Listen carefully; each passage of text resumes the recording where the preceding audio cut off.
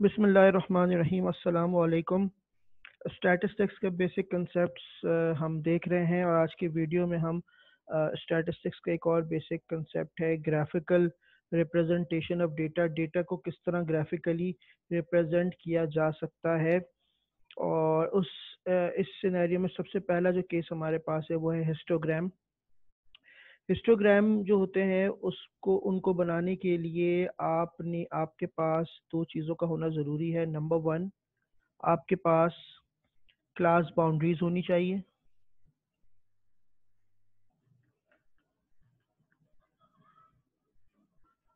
और number second आपके पास frequencies होनी चाहिए। क्लास बाउंड्रीज को हम अगर हम ग्राफ बना रहे हैं तो क्लास बाउंड्रीज को हमने लेना है हमारे एक्स एक्सिस पर, और फ्रीक्वेंसी जो आएगी वो हमारी वाई एक्सिस पर आएगी। तो एक्स एक्सिस और वाई एक्सिस के लिए हमारे पास जो है वो डेटा होना चाहिए। क्लास बाउंड्रीज एक्स एक्सिस के लिए और फ्रीक्वेंसीज हमारी जो है वो वाई एक्सिस के लिए आनी चाहिए। अच्छा, अब इसको किस तरह बनाया जाए। डेटा एक हमारे पास है, draw histogram for the following frequency distribution. Class interval और फ्रीक्वेंसी हमारे पास मौजूद है। क्लास इंटरवल से आपने क्लास बाउंड्रीज, पहला स्टेप क्लास बाउंड्रीज बनानी, और क्लास बाउंड्रीज बनाना हमने सीखा था लोअर क्लास से 0.5 माइनस करते हैं और अपर क्लास में 0.5 हम ऐड करते हैं। ये ऑपरेशन आपने हर क्लास इंटरवल के साथ करना होता है, तो आपकी क्लास बाउंड्रीज बन जाती हैं। तो अगर हम देखें इस क्वेश्चन में, क्लास इंटरवल हमारे पास 2 to 3, 4 to 5, 6 to 7, 8 to 9, 10 to 11, 0.5 minus किया, 0.5 प्लस किया, 0.5 माइनस हो गया, 1.5 हो गया, ऐड होकर 3.5। ये ऑपरेशन आपने हर क्लास इंटरवल के साथ किया, तो ये आपकी क्लास बाउंड्रीज जो है वो रेडी हो गई हैं। उसके बाद आपने फ्रीक्वेंसी लेनी है। अब आपने क्या करना है, अब आपने जो है इसको एक अदद ग्राफ की शक्ल देनी है।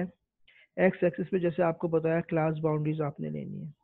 अच्छा, अब आपने जो है ना यहाँ पर इसका बनाने का तरीका यह है कि आपने यहाँ पर इक्वल साइज के इस तरह के डॉट्स लगा देने।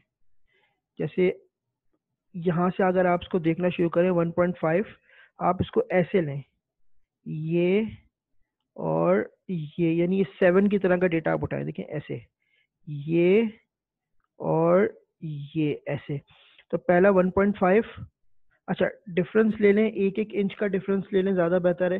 तो एक अच्छा खूबसूरत बॉक्स बन जाएगा। 1 इंच का डिफरेंस लेके बना लें, 2 इंच का डिफरेंस, जैसा आपको सही लगता है। तो पहला मैंने पॉइंट यहाँ पे रखा 1.5। उसके 1 इंच का अगर मैं डिफरेंस ले रहा हूँ तो उसके एग्जैक्ट 1 इंच के बाद मैंने 3.5 लिख दिया। फिर क्योंकि मैं ऐसे ये 7 की तरह बना रहा हूँ तो नेक्स्ट लिखूंगा 5.5, फिर लिखूंगा 7.5, फिर लिखूंगा 9.5, और फिर लिखूंगा 11.5। ये मैंने ऐसे उठाया डेटा,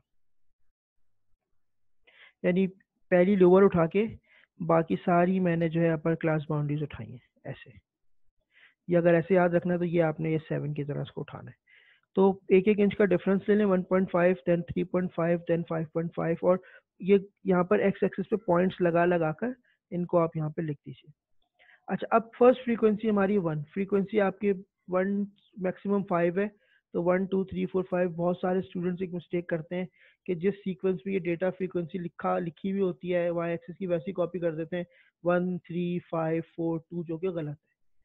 आपने नंबर्स को सीक्वेंस में लिखना होता है। तो यहाँ पर भी अगर आप 1 1 इंच का डिफरेंस ले लें तो ज़्यादा बेहतर है।